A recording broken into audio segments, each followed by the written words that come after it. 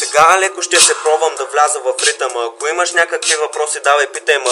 Всякакви интриги, брат, съм преживявал и наистина много от това съм научавал. Не знам как съм оцелявал, всеки ден, ден за ден живея и това е голям проблем. Не ме разбирай погрешно бе мен.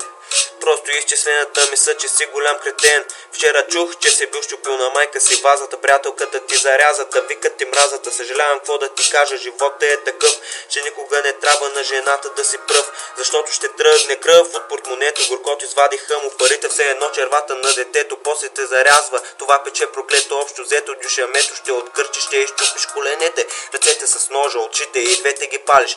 Ами като си толкова тъпотая да се забравиш, сега си ядосан, но по-добре се крий, защото разбере ли се, отиваш в затвора ти.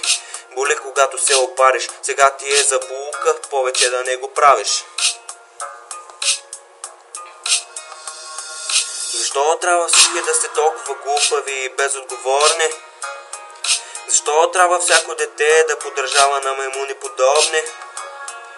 Убийци, наркомани, пияници, насрани и всички ровят в лайната.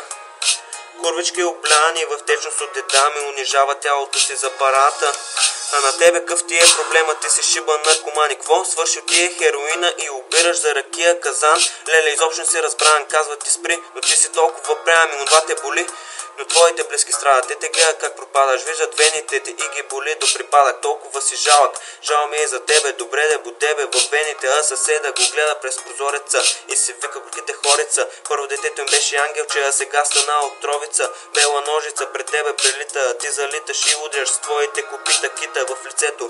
Спокойно пак халюцинираш, но повярвай ми, по-добре от това е да рапираш. Защо трябва всички да сте толкова глупави и безотговорни? Защо трябва всяко дете да поддържава на маймуни подобни? Убийци, наркомани, пияници, насрани и всички ровят в лайната.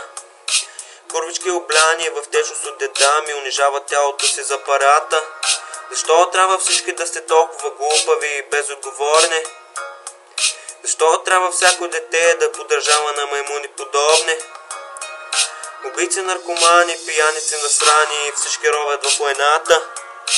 Курвички обляни в течност от деда ми унижава тялото си за парата.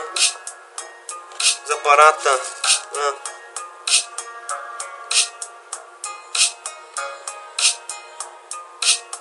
По-добре не бъди такъв.